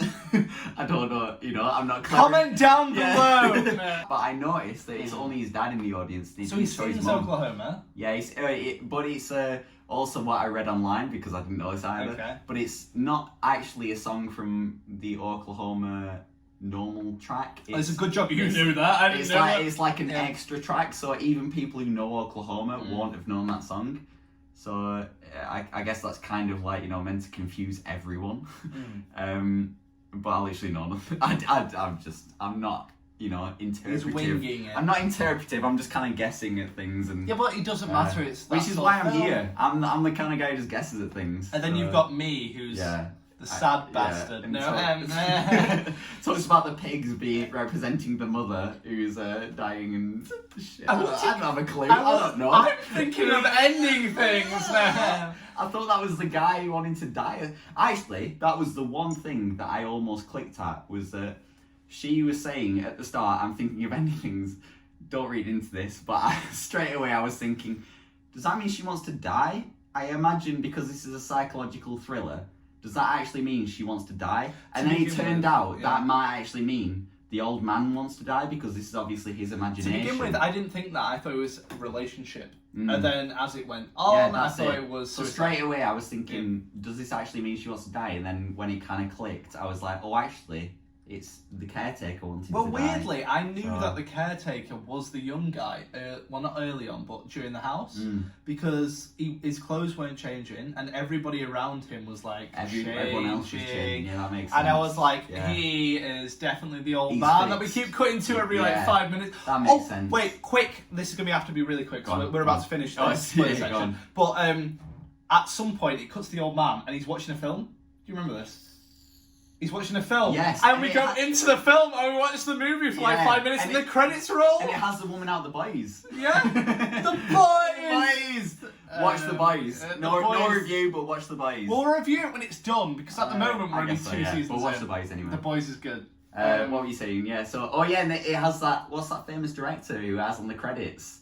Apparently, that was just a joke. He did like Denis Villeneuve. He did like Ghostbusters and stuff. I think it was like really random 80s rom-coms and stuff like that. Oh no. Anyway, Never mind. it was I a know his really name, yeah. It was normally we're pissed, so I don't know his yeah, name. it's fair. Normally I'd be on the. It was a really random 80s movies, but fun fact. This This was guy a- did like Knocked Up and stuff. I don't know what that is. So Bridesmaids. You know Bridesmaids? I know Bradley. I know who directed it. Yeah, but that's the same guy who did Ghostbusters. No. Are you on about the original Ghostbusters? I don't have a fucking clue. I don't know. Anyway, yeah, I just read this in the same article that I read that this is the caretaker looking back on his life. Okay. And it was just the fact that, fun fact, just, you know, it doesn't actually matter to the story, but it was just because they had that as the, you know, kind of standby director's card. So they played the film and they just had that as, you know, like, it just filled in and then they put whatever they wanted in afterwards. And the I've forgotten the director's name already, but he saw that and he laughed so much that he was like, just keep that in. Charlie Kaufman. Charlie Kaufman. He saw the director's cut and he was like, actually, that's pretty funny. I'll just keep that in. And then he rang the other director, who I think directed Ghostbusters. Don't keep me on that. And and he was just like, "Can I use your name?" And he was like, "Yeah, go on, mate." So yeah, but that was pretty funny. Anyway, yeah. We cut to the old guy who's dead in his car. Is he dead? He died. Well, we cut to the car. I thought the end was the Oklahoma scene. No, Oklahoma happens, and then it cuts to the end credits. So the credits start going up, and it's the car, and it's in the middle of the day. The next day, obviously, because it was nighttime. And this guy, it's like all the cars all frozen. Shit. And that's the end. So the old guy's committed suicide. He's took his clothes off and he's dying. It was on Netflix. I turned it off after the credits. Well, probably that's the end. So I don't think of anything. Oh my god, it makes so much sense now. Join us next on Horse Girl. Horse Girl. So, a little summary of Horse Girl is it's about like a very lonely woman who is trying to make her way through life. I'd say in late 20s. Yeah. How old is It's she? Alison Brie, so Probably like 30s. early 30s. Early 30s. Maybe late 20s. No, Kind I'd of say like- late 20s. She yeah. looks late 20s. So, and that is it for non-spoilers without spoilers. Yeah, there we go. That's about it. Yeah. So Alison Brie, I think, is Great actress. incredible in this. Like I don't know. She carries the movie, kind of like Joaquin Phoenix with Joker. Yeah, like before this, she's done Community, which she's funny in. Don't get me wrong. To be honest, she's probably my favourite person in Community. Okay. She's done Glow lately on Netflix, which I've seen Glow. I mean, she's the main character in Glow, so I guess she's my favourite character in that. She's as not well. it's like half and half with the blonde lady. Yeah, I guess so. Yeah, they're about main characters, aren't they? But they're they're both kind of my favourites. But other than that, she's not had many front roles and things. And then in this was something that I thought that for her. I thought, yeah, exactly, yeah. I thought she was really good in this. I thought, it seemed to me like something that's kind of, the film itself isn't 100%. It's great. I don't know if I'd say great, but it's really good. I enjoyed it. Do you prefer it to I'm Thinking of Ending Things? I think they're two. It's weird because I'd say they're both psychological thrillers in a way. That's why we've grouped them. Yeah, exactly. Yeah, we've grouped them because they're both psychological thrillers. But I feel like they're good in different ways. It's really weird. Okay. It's really strange. And I'm not even sure I'd give Horse Girl now. So I've given I'm Thinking of Ending Things a 7. I think I'd probably. It's so tough this because I probably enjoyed this one more. But also, I think I'm Thinking of Ending Things I'd probably watch again, whereas this one I'm not sure I would watch again. I just enjoy. I mean, I probably would watch again. I wouldn't watch this again, years. but I did enjoy it. Yeah. For me, I'd say that Horse Girl. It's a good film. It's not what I thought it was going to be, and I give it probably, I don't know, like a 6. Yeah. All right. For really, me. 6. Which is going to surprise you, and I can get more into that once we actually talk about it. Spoilers, yeah. But for me, I thought Alison Brie was really good, but the film itself let me down. As in places it was just, I don't know. I knew what was happening, and it was trying to make me not know what was happening. Yeah. Does that make sense? I could understand that. And I knew what was happening. I could tell where it was Yeah. going to go, and for a film that wants you not to know where it's going to go, I want them to really make me like, Yeah. I know. I feel like generally, I click slightly less at films. And while I really enjoyed I'm Thinking of Ending Things and I gave that a 7, I think if I watched it more, I could give it an 8.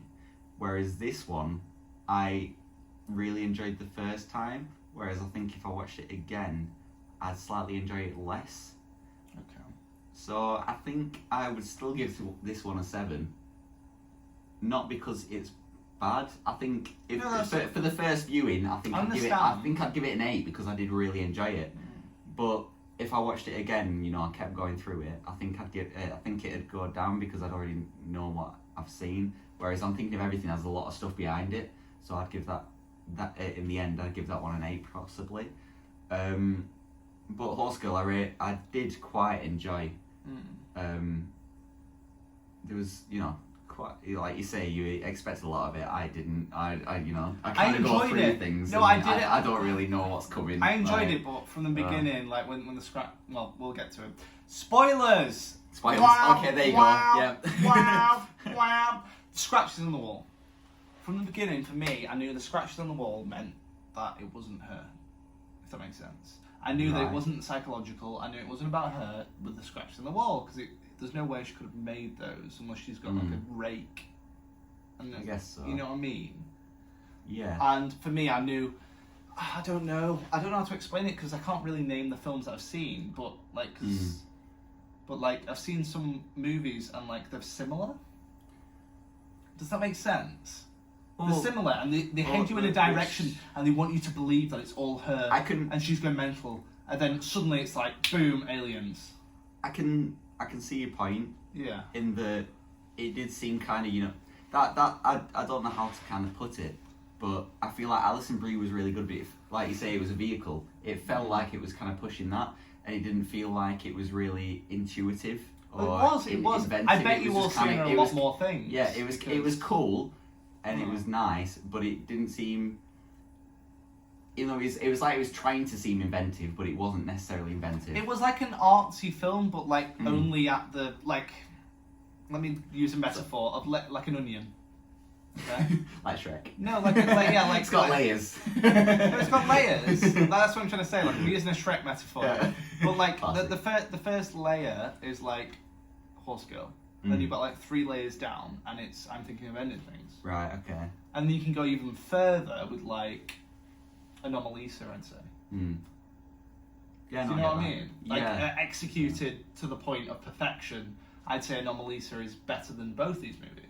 Yeah. But you've got horse girl top layer, as in they really want to get inside the onion. I'm really using this metaphor. Yeah. They really want to get. They really want the centre. They really want to get inside where the this. flavours are and the. Yeah, and they're not quite getting inside. I think I think I slightly touched on this before. I don't know if I went into it.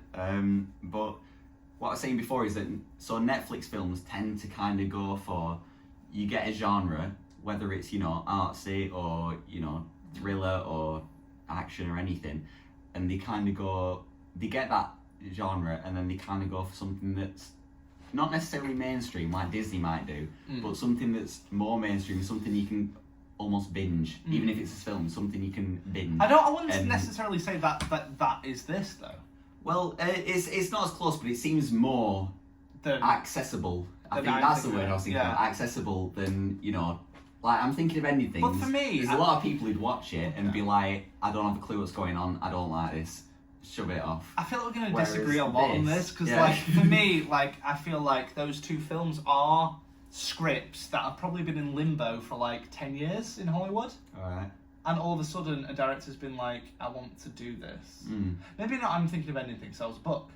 But like, if that wasn't that particular director, if it wasn't Charlie Kaufman, if it wasn't a book, I can't imagine it would be. Even if it wasn't Charlie Kaufman either, who somehow made Being John Malkovich with the weirdest fucking thing, like that wouldn't have got made, and I don't think it would have got made nowadays in theatres, especially with what's going on at the moment. No, never mind. That's true because I'm thinking of anything. There's also a Netflix film in it, and that's that is definitely not accessible. I'm trying to say like a Horse Girl, and I'm thinking at different levels, obviously, but they're both films that probably wouldn't get made if Netflix wasn't a streaming service.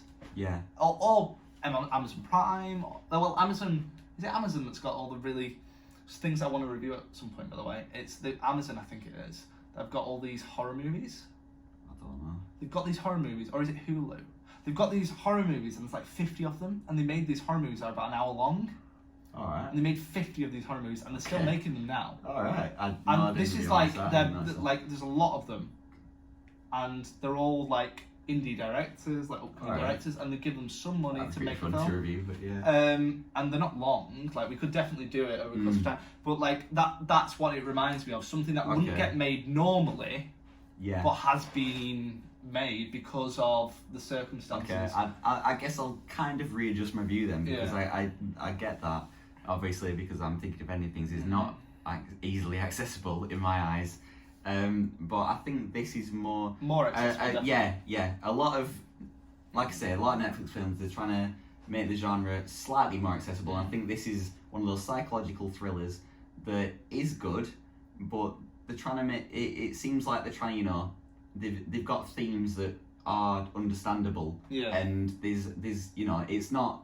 Whereas I'm Thinking of Ending Things is quite confusing, and it's just kind of jarring. I don't know if jarring is the right word, but no, it is. It's jarring imagery. It's imagery that contrasts with the previous. Exactly. Yeah. Whereas I'm Thinking of Ending Things. There's a through line. Exactly. If you watch it, you understand exactly what's going on. There's a bit of a thing where is this what I'm thinking of? Oh, we're in spoilers, aren't we? Yeah, we're in spoilers. So it's like, is it a mental health, or is it mental aliens? health, or is it actually aliens? Is that actually what's happening? So it's one or the other. Whereas other stuff is kind of confusing. You think you're thinking of different layers. For me, I'd love it. I wish the ending didn't happen when she leaves the mental hospital. That's a bit weird, yeah. Because for me, I really, really wish that it was about mental health. Because for me, I feel like it is. No, I get that. It's a really interesting. I don't have mental health issues personally. Bradley doesn't either, I don't think. We've got, to a certain degree, everybody does, but we don't have the level that is at least interpreted in this film. No. And in this movie, it's for me, it's kind of it's an interesting. It's really interesting insight. If it is. Right, if the research has been done, because we don't know, we've not really researched. That's the thing, yeah. But the research has been done into this film, which I believe it must have been, because the reviews are great, as far as I can tell. So the research must have been done, it must be an accurate interpretation. For me, it's really interesting insight into that. Yeah, I know where you're coming from, yeah. And if aliens actually exist in it, that ruins that, for me. Okay. I don't know. It's like... So Joker to a lesser degree. Yeah. Because I think this is a better film than Joker. Yeah. All right. For mental health. Yeah. Like Joker's like this is like mental health. Go down your throat. Yeah. Enjoy it. Yeah. This is what's happening. You know what's happening. This is more. This is happening. Is it happening? Is it not? Sure. Just think about it because you're in the mentality of the character, and the mentality of the character with mental health issues, as far as I can see, at least with this movie's interpretation. You wouldn't know. If you were that person, you wouldn't know whether it is aliens or it's your mental health. Because there's a point when she gets to the hospital and she's like, she doesn't know. No, that makes sense to me. Yeah. So that's exactly how I think. If it's really good, but that last 10 minutes, 15 minutes, it makes it go to a 6 for me. It makes it decrease. Well, why though? Because is that not still? Well, we probably should explain the story. Actually, yeah. So we'll do a speed run. Yeah, depending, I guess, for people who maybe haven't watched it and just want to know about it. So there's a girl, Alison Brie, who, like I say, is a really good actress in this. She's not completely old. Not just in this, in Glow as well. In everything we've seen her in. Actually, to be fair, she's pretty good. She's a solid actress. But in this is my favourite thing that I've seen her in so far. Which is what pushes it above the bar for me. I love the boyfriend as well, which we'll get to in a second. Yeah, so she's not completely all there, but she's just a roommate. You might have that roommate who's just. She's got her roommate is like someone from the Disney Channel. Yeah, she is. Yeah, she's that's from like Sweet Life on Deck or something. Yeah, but that's genius casting as well, because it's got kind of like idealistic, slightly mainstream thing. Yeah. So you'd reckon most people of our age and the people that probably would view this film by clicking it would be like, oh wait, we recognise her. She's in it. Yeah, something. No, I get. Yeah, to be fair, that's kind of what I thought. But so she's got that. She got a roommate. She's got a sewing job in like a. But she doesn't have any friends. Yeah, she doesn't have many friends. So she's kind of split between her job, which is at a sewing shop. She's got a horse, which is why she's called Horse Girl, apparently. But something's happened there. Yeah, I don't know when that's never really clear, is it? That's kind of no. It's been. I think it's been taken away from her because of that accident that she had with her friend.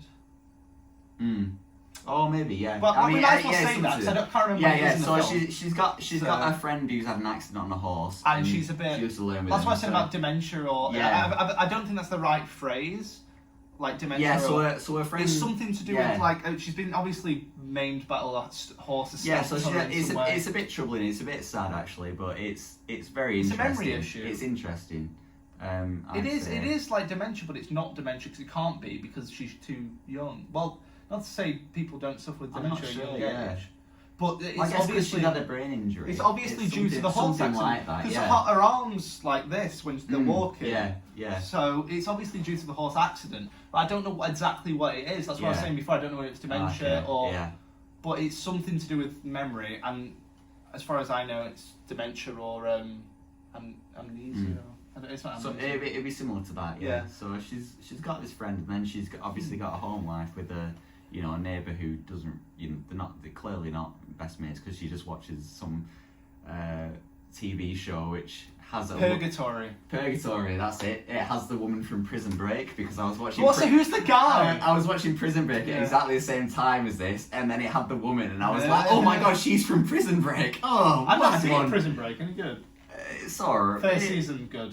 I enjoyed it because I was drinking at the same time. Okay. It's one of those that is pretty fun if you watch with someone. If you would like to call Alcoholics Anonymous, Anyway, there's I'll multiple have different... another sip of my orange juice. Oh. No, But yeah, anyway, that's her life, and she carries on. But then she mentions that her mother had a little bit of a problem with mental issues, and so it carries on, and there's just bits where she'll be in a room and she'll hear noises, and then in the morning a roommate will be like, oh, I wasn't home last night, stuff like that. The scratch on the wall, as I was saying, is the biggest scratch on giveaway. the wall as well. She has dreams where these aliens. Particularly aliens. Yeah, aliens with a really long cock. Yeah, but because these aliens and like this body sound, they're going. And they just walk away. And she looks right and left, and there's like two people next to her getting probed. One of them's a plumber because she goes and visits. Oh him. yeah, so she goes and visits a guy. She sees a guy outside the shop, and she's like, I can't remember he's the story. the guy from It's the all dream, over the place, isn't it? Anyway, yes, so in a dream she's getting probed, and so are the two people next to her, and she sees these people. Before she goes and visits the guy, her roommate feels sorry for her because it's her birthday. Yeah, she doesn't have any friends, and she wants to go out with a yoga teacher, right? I believe.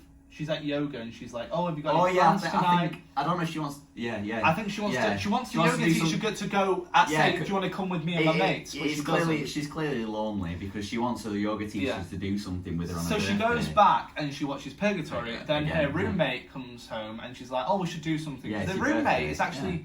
She's really nice. She's a nice girl. Minus later on, I think she turns into a bit of a knob. I wouldn't say that. I think she's nice all the way through. She's just No, I'll tell you who's a knob. The boyfriend is a bastard. Really? The roommate's boyfriend. Oh, he's definitely. He's a fucking motherfucker, dude. Oh no, he's a dick. Yeah. So the roommate is pretty nice because she keeps trying to do stuff until obviously Alison Brie is like running around the room with like smelling salts and shit. Yeah. But it's pretty good. So she has a birthday party. The roommate's boyfriend invites his best friend. Before this, though, he's seen her in the middle of the night stare at a wall, which is the wall that gets scratched. Yeah. That's all that's happened really with the boyfriend, and he's kind of he's a bit wary of. He's a bit wary of her. So he invites his mate round. His mate and Alison Brie's character. I forget her name now, but the main character. Oh yeah. They sort of become like genuinely, it's a convincing romance. Yeah, for me they really clicked. Yeah, like to say the fact she's fucking weird as fuck. The fact that she was represented as pretty weird for the first quite like half an hour at least. I did think though before she started before she took him to the graveyard, I was thinking. I'd be attracted to her. She's a nice girl. Like she's quiet, but like she's like nice. Exactly. She's nice. She's just except from the fact that you know about her being a bit not. Yeah, but she's hearing noises in the night. Yeah, but that wasn't like because you could hear noises in the night of like people maybe next door or something. It's when she takes him to the graveyard. That's at the same point for him, I'd be like, for him, yeah, exactly, yeah. So it does. That's another reason why I quite like it because I feel like they represent the relationships quite nicely. Like the roommate is pretty nice, but to a point. Until she goes a bit and the crazy. guy who genuinely really fancies even in the graveyard. He goes, we should get out of here. Like, I really like you, but what are you doing? Exactly. And like, I would have probably done the same thing. I've been like, I really like you, but you're going a bit mental. Exactly. Here, She starts. calm They're down. on a date, and then she starts talking about conspiracy and stuff like that. And he's like, oh yeah, I'm into that and stuff like that. It's pretty funny because normal people would because they're kind of interested, but obviously they don't truly believe it. Whereas she kind of did. And then they get to the graveyard, and then it's all a bit weird, and then he's kind of like, oh, I'm not too sure actually. Is she actually serious about all this stuff? And that's when it gets weird. And it all kind of fits together. It makes sense. That point of the graveyard and the party, they build a relationship, obviously. They go on a few dates, don't they? And that's like nice. And he asks for a number like the next day. You think he might be a dick because the boyfriend's a bastard. The boyfriend of the roommate is horrible. Yeah. And like he's not very nice like from the beginning. Like even say if you saw someone sleepwalking, you wouldn't be that. He's just a dick. Yeah. And like you think he might be a dick, his mate, but he's not. He's more like Alison Brie's character. And he comes and he asks for a number, and then they build a relationship. Then there's also, but at this point, she has more and more dreams, and she goes and visits the plumbing guy, who she's seen in her dreams. Then she like asks them to dig up a floor. Oh yeah, she asks them to like redo their plumbing. Because she expects. But they're renting, so you can't do that. She expects the plumbing guy to come over, when actually the plumbing guy is the manager, so he just gets, a normal plumber to come over, and she's like, oh, I thought, this guy I saw in my dream was gonna come over, and it's a bit weird. And then, like, the next day, she's just there in a living room with smelling salts, and it just all goes downhill. Oh, actually, there's the... That's before that, when there's a lot of stuff that goes on, so I can't remember it all, but there's also the stepdad as well, isn't there? Fuck, that's early on though. So that you've got the stepfather. Her mother's passed away sadly, and her stepfather, what's he called, like Greg or something, or Gary? Gary. I think it's Gary. Alright, Gary. No, because she calls him Gary. She's like, "Hi, Gary," and like that was a good impression. That was a good impression, yeah. No, she's like, "Hi, Gary," and then like they meet in the car, and she's like, "You don't need to give me money," and then all this and. But she calls him Gary, and we're like, oh, it's not a dad then. Then it's explained when she gets to the graveyard that is her mum's grave, and that's the stepdad. And he explains he's not been around because he's obviously a businessman. He's got like this really posh car. But he gets loads of money, and she spends it all on the plumbing, which we've explained before. He's obviously the closest. It's going to be so confusing for anybody who's not seen the film. If you've not seen it, this is pretty harsh. He's obviously the guy who, if she was facing problems, she should go to. But she hasn't. Necessarily doesn't go to. Not yet, anyway, I guess. Yeah. I don't know how. I can't remember. It's like she doesn't at all. Does she not? No, she doesn't. The anyway, so. She's also got a shop woman, which we've not mentioned, who bought her for a birthday at the very beginning a DNA test. Did she? She bought her a DNA test. No, she gets a DNA test. She spits in the DNA test, and she's obsessed by her grandmother. Yeah. Oh, that's another thing. And a friend has bought... Fucking hell, there's so many strains in this. See, this is the thing, it's like I'm thinking of ended things, like, it's confusing. But minus that layers. That's the thing, there's not as many layers. It's all on the surface. If you watched it, you'd understand each of the layers. And you'd know what's going on. That is why I think, for the first watch at least, I enjoyed it more, because I understood each layer. Whereas with the DNA. Yeah, well, that's a big part of it. That's like the cloning. I enjoyed it when I watched it, but when I watched it, I'm thinking of every ended things. There was quite a lot of different stuff that I didn't even understand until I looked it up on the internet and stuff like that. So, but Horse Girl, there was quite a bit of stuff that I was enjoying seeing, and then she kind of So yes, there's a woman in the sewing shop as well that she works at, who bought her a DNA testing kit. She used it on her birthday. Anyway, there's a picture of her grandmother as well, and she's obsessed by the fact that she is her grandmother because they look so alike. Yeah. Like, they look identical. It's not like you think, oh, your grandmother. It's like, oh, I look a bit like my gran. She looks like her gran down to every little skin cell and eye, like pigmentation. I mean, it's literally a photo of Alison Brie. Yes. I should have just said that. Yeah, I was going around it's the house literally a photo of Alison Brie. No, and so it's like a bit weird. So she's obsessed that she's... And this DNA company doesn't go back to her throughout the entire film. It goes pending all the way through. She checks the computer, it's pending. Right. So it's like they don't know Yeah. where she's come from. So that's another thing that's like, oh, aliens kind of thing. It doesn't help her mental health. She keeps hearing static in the night as well. Yeah. She keeps waking up and she hears static in the living room. Why did her, like, co-worker buy her a DNA? If you told me, yeah, but if my like co-worker went to me, I look just like my gran. If I want a DNA kit, testing kits, check it for my clothes. I'd be like, you need to calm your shit. Like don't do that. It'll probably just feed the the obsession. But it's sewing people. all the way through, I was convinced that that co-worker was a bastard, but she wasn't in the end. No, she was really nice. I Yeah. liked her. So anyway, Alison Brie at Yeah. some point she's in the shower, So and she comes out the shower and she turns out to be in the sewing shop. Yeah, so she has like this is when she has a mental breakdown. So she's in the shower. She obviously We've sort of she's explained naked everything. because she's in Yeah. the shower, and then she walks out and she's in the sewing shop, but she's still naked. And then she sees everyone around. She sees She screams. June actually. June, yeah. Is it June? She Something screams for that. like June. I Yeah. mean, June seems like it suits her. It June. sounds right. Actually. Well, you know what? Yeah. We're gonna call her June. Let's call her June, the sewing shop lady. Yeah. So she screams for June, and she's like, "Oh my god!" And this bit actually, this is the kind of thing that I can imagine Netflix being like, this seems right for the film, but I still enjoyed it. Not, because it kind of fit with the film, and it was, something I hadn't seen before. I bet it wasn't. Right, a bit of backstory. I think Bradley fancies Alison Brie because No. I actually fancy June, so there we go. she's from Little Man. You seen Little Man?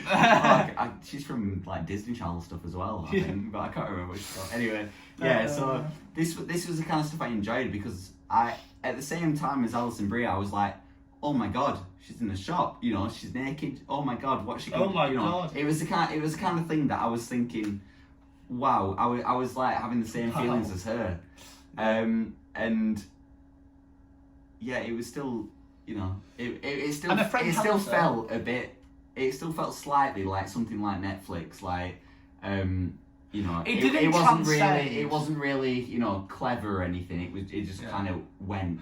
It didn't like transcend a Netflix film. Like it didn't transcend that interpretation of what you believe a Netflix film to be. It wasn't like I'm thinking of Ending Things, which is more of like a full-on art house. Yeah, like if I was, it's more of a like what you watch in a Netflix film. Yeah, like if I was thinking of a get. mental breakdown, that is something I could picture happening. It wasn't something really clever, but it's still, it was still something that I was really interested in. Do you so remember? she had that.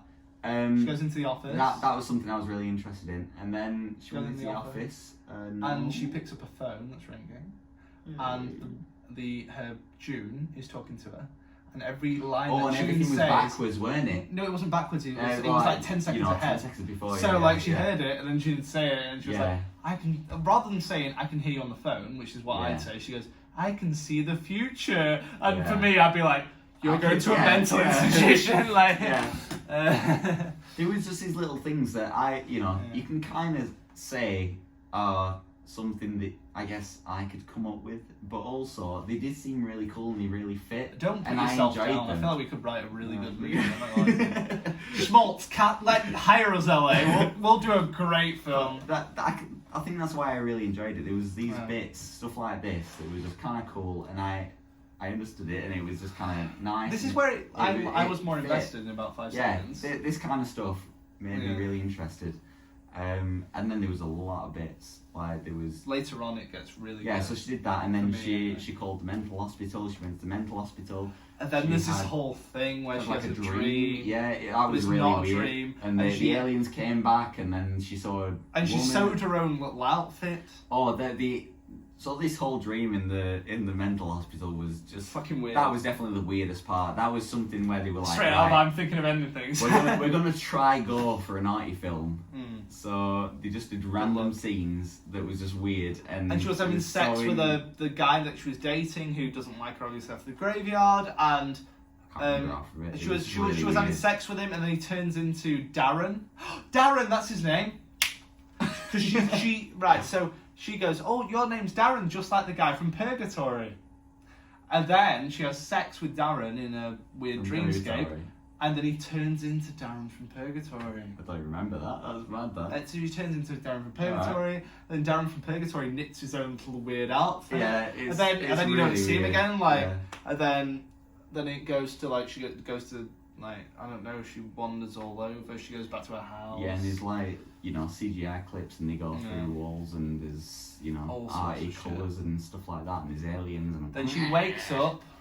She wakes up. And there's the psychologist. We should probably mention earlier on as well. She wakes up and she's got bruises all over her body from these aliens that are tickling her little body. Anyway, so she wakes up in mental hospital, and the person across is the other person from her dreams. Yeah. So, it is not the plumber. So on the right she saw the plumber, but on the other side she saw this woman, and then she meets the plumber. She meets the plumber. She's met the plumber. She's already met the plumber, but she also meets the woman in the other bed of her room in the mental hospital. And then she goes to a psychiatrist. Yeah, but the other woman you've not mentioned about the other woman. God, so much. The other woman goes to her. I'd lived in 1995, then I've woken up here and no one that I knew the other woman exists, agrees and with they're her. like, whoa, this is aliens. This must be real then. And then she goes to the psychiatrist, and the psychiatrist, doesn't he say like there was no one else in your room? No, he doesn't say that. He says there was something in your room, but I haven't met you before, because he'd already had a meeting with her before she dreamt, which we missed actually. We apologise. But before we talked about the dreamscape, she had a meeting with a psychiatrist. Oh my God, there's so much. Whom had a meeting with her, and she already said in that meeting, "Oh, last time he told me this," and he was like, "We've not met before." Then at the end, she meets him again, and it's like that meeting before never happened. Oh my God! It's like this is like us trying to explain. I'm thinking of ending things, but literally going through line by line. Yeah. What everything meant. I don't have a clue. I can't remember half of it. So anyway, it was still slightly more confusing, but to me, it felt slightly more, grounded, real. And meant to be understood. Well, not real, but meant to be understood. Yeah. Rather than I'm thinking of ending things. An easier film to interpret. Yeah, that's it. Yeah. And then he's like, we can only keep you for 72 hours. We have to discharge you. So then she goes home. She gets her grandma's dress, which she had earlier in the film. She wanted to wear for her birthday. Like the same, she dresses. She curls her hair. Yeah. She goes back out. She nicks the horse from earlier in the film that damaged her friend. She goes to the woods. She then lays down and gets beamed up to the sky by apparently aliens. And this is where the film really, for me, was like, oh no. Everything up to when she goes home, kills her hair, puts the dress on, I was like, all for. And as soon as she started getting beamed up by aliens, I was like, no. Because for me, as I've said, mental health, weird surreal dreams about aliens, I'm all for. Actual physical aliens. But we don't know that was real. No, because like when I googled it, like they said she could have committed suicide in the woods. How? No, but she's not like she's walking into the sea or she something. Just still have been having a dream, like she'd gone into the woods and then she thought she was being beamed up or something like that. Maybe, but for me that was I don't know. I really wanted it to end in the mental institution and you not to know. Yeah. And that's I don't know. Maybe that's my pre-expectations for the movie. Yeah. But it's my pre-expectations that I personally still believe after watching it probably would have been a better and more mature interpretation as opposed to saying aliens. I can get that view. Yeah. But that's the end. Yeah. Well. Yeah. Personally, I thought that it was kind of like the ending was a bit. I say this word for like literally every film, but I think the ending was a bit weird. But I thought personally that it wasn't any different to anything else that had happened. I thought the ending was, sure she got beamed up by aliens, but she'd also been, anal probed by aliens before, and she'd, had mental kind of stuff by aliens, and she was, she'd been led next to aliens in a spaceship, and she'd sewed her own dress and all that stuff. For me, it was kind of like, I don't know, like, it was more, it was kind of like, is that real? Before that, and the ending for me, especially showing the shot of the horse by itself, shows that she has been beamed up, or she's killed herself. How did she kill herself in the woods? She's not brought a rope with her. I don't know. You know what I mean? She's not hung herself. She's must have been beamed up. She can't. It's not. If they'd have gone to a beach, I would have preferred that. Yeah. I know that's weird, and I love that I'm choosing her Okay. method of suicide. But if she went to the beach Mhm. with the horse and she walked into the sea, Mhm. that for me gives multiple interpretations. And like, say you put a beam down, okay? She's been beamed up. That could also show that she's committed suicide. It gives two things. Right. Laying down in the woods, she's disappeared. See, I don't know. if you said, if you're reading into it like that, it could be suicide. But also, It's a film that wants you to read into it. that's the thing. Yeah, I think if you think about it, I'm thinking of ending things is clearly one that can be read into it a lot. It's like I think it's a it's superior it's like a really good but- book where you can read into it a lot. Every verse or every, I don't know, Like my or you have in favourite book, books, Dune. every chapter and stuff like that. You could, or every line you can read into and you can think, oh, is this it? This has kind of, things that they push forward as this is something you should read into. This is something you should read into. And the ending is obviously, something you should read into. And personally, I guess I think that, she's been in a mental institution, so necessarily the ending doesn't actually mean anything at all. It's not, yeah. So she could have just took a horse and led down in the forest, and that was it. It was just all in her mind, or she could have not even gone to the forest. Whereas for me, I feel that's a bit of more of a finite conclusion. Yeah. So that's the thing. So it's meant to It's be read into. interpretive. It's meant to be read into. Honestly, but I both feel our like, interpretations could be the right one, but we disagree on this one, which is good. Yeah. It's good because most of the time, honestly, like you've probably Yeah. watched. Well, anyone that's watched Schmaltz has seen other episodes. We more or less agree for the most part, I and think on so, this, yeah. I feel like we really disagree Yeah. on Horse Girl. I guess because we're going into psychological Yeah. films, aren't we? Whereas So I'm it's thinking kind of ending. discussion Actually, based. I think I'm thinking of ending things is better than you do. But you're Yeah. probably with the majority of audiences because my mum and dad didn't like it. Yeah. They hated me for that. I had a film night, right? I was home for like a weekend, and I was like, It's "Let's really- watch I'm thinking of ending It's things." really tough to Yeah. pick which one's better because I feel like I'm thinking of everything. I'm thinking of ending things was more unique and more inspirational of how they created it. Filmmaking, Yeah. certainly. But also, Horse Girl, I definitely enjoyed more whilst I was watching it, at least for the first time. So I enjoyed Horse Girl. I'd definitely say watch it at least for Alison Brie's acting because she did a lot of stuff. She had a lot of different random So, scenes which as well, one out of weird. the two would you say is your favourite? Definitely Horse Girl. I would say for general people, I would say my favourite is Horse Girl because I enjoyed that more. And mine's I'm thinking of ending Yeah, things. exactly. Yeah, I So, think it's worth watching both for me. So. And I know we lied to you, by the way, because we said that we were We going said to Last do of Us, Last didn't of Us. we? Sorry about that, guys. Maybe next time. Next time, maybe we won't. Maybe we won't. We'll do Last of Us in the next 2 years. Maybe we might That is do a like promise. if Bradley ever watches New Mutants, we can rave about that because I really hated it. So right, we'll see you on the next Schmaltz, I guess. Bye. Love you. Mwah.